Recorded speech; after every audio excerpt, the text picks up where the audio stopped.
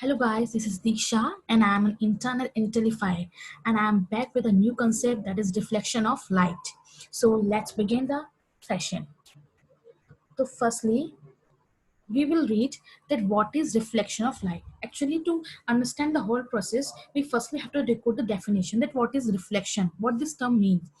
Actually, reflection देखो होता क्या है इस इमेज में देखो whenever a light beam falls on a shiny surface, that is any polished surface like a mirror or anything else which is very flat and smooth, then that ray reflects back, that is bounce back from that surface, and this whole phenomena is called reflection. ठीक है, जैसे कि देखो ये रे जो है यहाँ से जा रही है ये रे, और उसके बाद ये रे यहाँ से रिफ्लेक्ट हो गई, रिफ्लेक्ट होने के बाद ये इधर चली गई, तो ये जो होल प्रोसेस हुआ, this is what we call reflection. Okay, तो देखो अब नेक्स्ट क्या होता है कि हम जितनी भी अपनी जो आप मिरर देखते हैं घर में मिरर, तो वो जो मिरर में आप अपनी इमेज देखते हैं ना, that is also due to reflection. क्योंकि मिरर जो होता है that is also polish surface like this, बस वो वर्टिकल होता है और आप उसमें देखते हैं अपने आप को, तो वो रिफ्लेक्शन का एक एग्जाम्पल है. ठीक है, चलो next we will see the next slide. देखो नेक्स्ट हमारा टॉपिक है कि मैंने बताया ना कि आप घर में जब देखते हैं अपना चेहरा तो वो मिरर में रिफ्लेक्शन होता है, तो हम इसी के बारे में कुछ बात करेंगे. सी, ये जैसे आप समझ रहे कोई ऑब्जेक्ट है, आप खुद खड़े होते हैं किसी मिरर के सामने, तो क्या होता है कि आपसे ये रे जाती हैं और ये रे बाउंस बैक हो जाती हैं. देखो एक एक रे जैसे ही जा रही है, क्योंकि आप पता है जो लाइट होती है उसमें एक रे तो होती नहीं, बहुत सारी लाइट बीम्स जाती हैं. किसी बल्ब में आप देखिए, आपके रूम में जो भी लाइट का सोर्स होगा, तो ये रे लाइट ऑफ रे गई, देखो सेम, देखो फॉलो करते हैं इसको. अब यहाँ से एक शाइनी सरफेस था, अब ये रिफ्लेक्ट बैक हो जाएगी. सी, कितना अच्छा एनिमेशन, आपको कितने अच्छे से समझ में आएगा इससे. ठीक है, I think animation teaches well then theory, तो दैट्स व्हाई मैं आपके लिए एनिमेशन लाई, उसको अच्छे से देखो, समझो कि आखिर कंसेप्ट है क्या. ओके, जी एक बार इसको पढ़ते हैं. As a mirror reflects light and image of the object that is in front of the mirror is formed on it. See, जैसे ही रिफ्लेक्ट हुआ हमारी इमेज बन गई और जिसको कि हम देखते हैं. ठीक है, आई होप आपको यहाँ तक सब कुछ क्लियर होगा. Let's move to the next slide. See, अब we will read that what are the characteristics of images that are formed by a plane mirror. तो ये तो हमने सीख लिया कि जो प्लेन मिरर है उससे इमेजेस बनती हैं. नाउ वी सीक इमेज बनती कैसे कैसे हैं.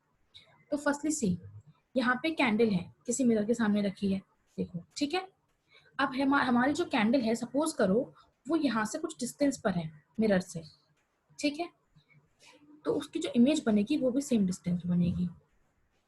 ओके, सी, यहाँ से गई the distance between the image and the mirror and the object in the mirror always remains the same. Okay, see next thing we have to see here is that कि अगर हमें डिस्टेंस चेंज करें, suppose this is not 23, this will be 50 centimetre, तो जो image बनेगी ना वो भी 50 सेंटीमीटर पर ही बनेगी. अगर आपको शिफ्ट इसको पास में ले आएंगे थोड़ा मिरर के, तो जो इमेज होगी वो पास में आ जाएगी. ठीक है, जो पोजीशंस हैं यही दिखा रही हैं कि अगर आप पास में लेकर आएंगे तो आपकी इमेज भी पास में बन जाएगी. आई होप दिस इज फाइन.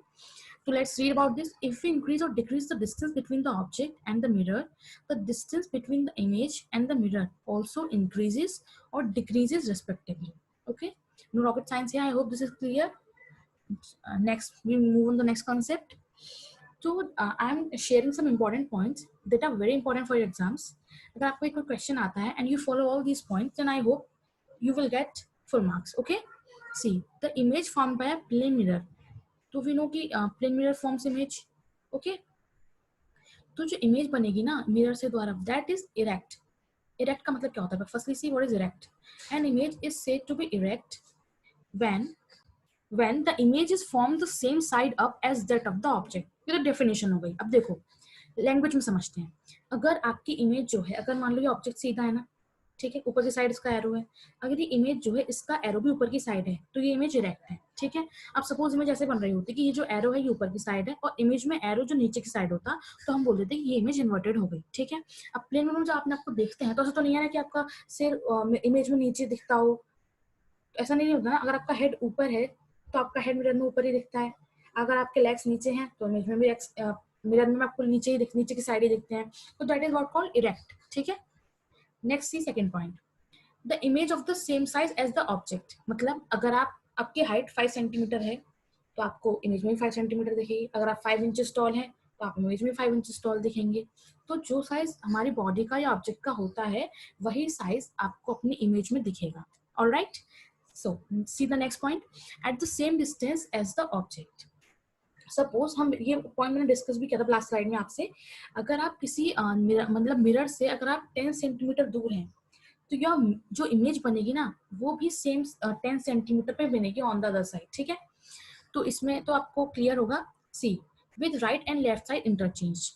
तो देखो होता क्या है, जब मिरर में क्या होता है, आप अपना कभी देखना ही ट्राई करें घर पे, बल्कि इस स्लाइड को देखने के बाद ही ट्राई करना, आप मिरर में जाना और अपना लेफ्ट हैंड रेज करना, तो आपको क्या दिखेगा कि आपकी जो इमेज है जो मिरर में बन रही है उसका राइट हैंड लगेगा आपको। तो होता क्या है कि हमारी साइड्स इंटरचेंज हो जाती हैं उस इमेज में जो प्लेन मिरर बनाता है। आपका लेफ्ट साइड राइट साइड दिखता है और राइट साइड लेफ्ट दिखता है, ठीक है। अगर आप अब आज ट्राई करना मिरर के सामने जाके, आप अपने राइट हैंड में पेन होल्ड करना और सी की आपकी जो इमेज है उसमें आपको लगेगा कि आपने लेफ्ट हैंड में पेन होल्ड कर रखा है, ठीक है। तो that is the characteristic of image from the plane mirror. I hope this is all clear to you. See हमने इन्वर्टेड इमेज देख लिया, डायरेक्ट इमेज देख लिया और कैरेक्टरिस्टिक्स देख ली। Let's move to the new slide. Okay, अब we will learn some amazing fact about the topic we have discussed so far. See, देखो जो मिरर्स होते थे ना, वी आर वंडरिंग कि मिरर्स कब आए, तो एंशियंट टाइम में मिरर्स नहीं होते थे, वो तो कुछ सालों बाद आए। फिर मैंने देखा कि अच्छा मिरर में पॉलिश करके मिरर भी बनता है, तो उन लोगों के पास मिरर्स नहीं होते थे। तो how they see the appearance, उनके पास क्या होता था कि जो वाटर होता है ना लेक में, उसमें हमारा रिफ्लेक्शन बनता है। सी जैसे एक गर्ल है, तो देखिए इसका रिफ्लेक्शन वाटर में बन रहा है ना, कितना अच्छा एनिमेशन आप लोगों के लिए ढूंढा है। तो इसमें देखिए जो रिफ्लेक्शन बन रहा है, ये जो होल प्रोसेस है ना जिसमें दिख रहा है, ये भी एक तरह का रिफ्लेक्शन है। लाइट गई होगी, फिर रिफ्लेक्ट हुई होगी सरफेस जो कि शाइनी सरफेस है, वाटर भी शाइनी और स्मूथ सरफेस है जस्ट लाइक मिरर। तो ये रिफ्लेक्शन बन गया, इमेज बन गई। तो सेम कंसेप्ट जो हमने पढ़ा है दैट इज इंपॉर्टेंट। सी कितना इंपॉर्टेंट है, आप जो अपना रिफ्लेक्शन देखते हैं वो इसी प्रोसेस पे पूरा बेस्ड है। तो एंशियंट टाइम्स में क्या होता था कि वो एक कंटेनर में पानी भर लेते थे, लाइक किसी बकेट में पानी भर लिया, या लेक होती थी लोगों के पास, वेल होते थे, तो वो उसका यूज करते थे अपने आप को देखने के लिए। जैसे आप तो आजकल जब ड्रेस होते हैं तो आप मिरर देखते हैं, they see their appearance there. This only changed in around 6000 BC when polished glasses began to be used. तो around 6000 BC जब हमारे polished glasses बनना शुरू हुए, that's when we started to use mirror. Before that, we do not have any mirror. And you all know that there is a very famous story about a lion and a rabbit. In your NCERT, that is also given, where the lion see his reflection in the well and he thought that it's some other lion and he jumped there. So that is the all the animals became happy because they are very मतलब lion उनको सब कुछ ना करता था ना, तो एक रैबिट की जो इंटेलिजेंसी थी तो उससे उनको वो खतरा हट गया। तो that's why I am saying everything is important in science. Notice everywhere, आपको कहीं ना कहीं कंसेप्ट आपको मिल जाएगा।